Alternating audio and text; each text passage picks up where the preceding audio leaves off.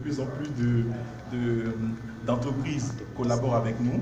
Nous avons signé pas mal de conventions pour permettre à ces jeunes de pouvoir toucher du doigt ce qu'ils apprennent. C'est très important parce que quand vous êtes dans le développement, vous devez pouvoir allier facilement la théorie à la pratique. Alors nous avons en ce qui concerne les filières, je pense que nous en avons quand même à peu près 11 filières à peu près. Pour tout ce qui est nationalité, nous en avons 5.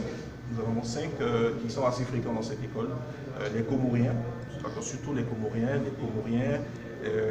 les Guinéens, les Bissau-Guinéens aussi. Nous avons des Congolais, d'accord, et des Gabonais aussi. Est-ce qu'il a aussi bien sûr, forcément.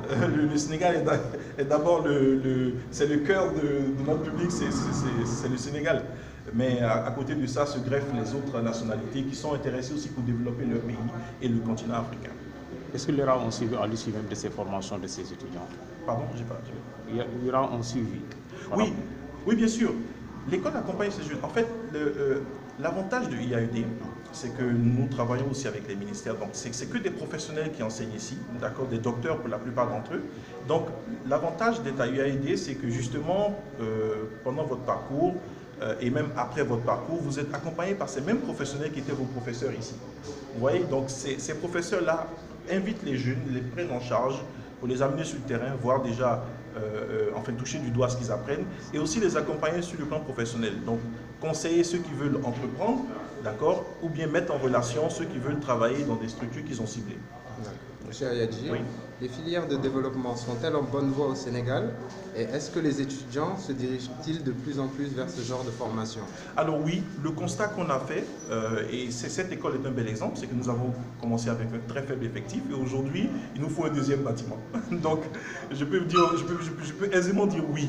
Les étudiants et les parents surtout, s'intéressent de plus en plus au développement et donc ils cherchent des écoles comme IAED qui peuvent les aider dans ce domaine. Quels sont les critères d'intégration de cet institut africain des études?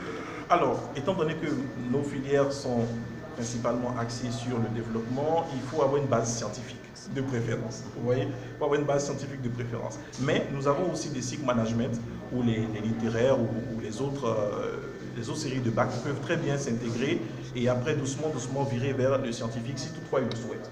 D'accord? Parce que bon, c'est quand même une communauté d'étudiants qui s'entraident les uns les autres. Alors, déjà, il faut avoir une base scientifique de préférence. Ensuite, il faut avoir l'ambition de développer son pays et son continent. C'est très important. Ça ne sert à rien de venir dans une école de développement si vous n'avez pas ce cœur à développer. Vous voyez, ça n'aurait pas de sens. À côté de ça, il faut être engagé parce que, vous savez, comme je l'ai dit, la plupart dans notre formation, il y a beaucoup de pratiques. Donc, si vous n'êtes pas engagé pour aller pratiquer ce que vous apprenez, bon, voilà, ce sera en votre défaveur. Donc, nous veillons quand même à sélectionner des individus qui sont vraiment intéressés par le développement. Il y a beaucoup de parents qui sont passés me voir, échanger avec moi pour savoir principalement qu'est-ce qui attend leurs enfants après la formation. Et par rapport à ça, donc j'ai pu les rassurer déjà que nous sommes en partenariat avec beaucoup d'entreprises qui sont très intéressées par les diplômés de cette école et aussi avec le gouvernement qui nous accompagne aussi, étant donné que nous sommes sur le développement. Merci. Merci beaucoup.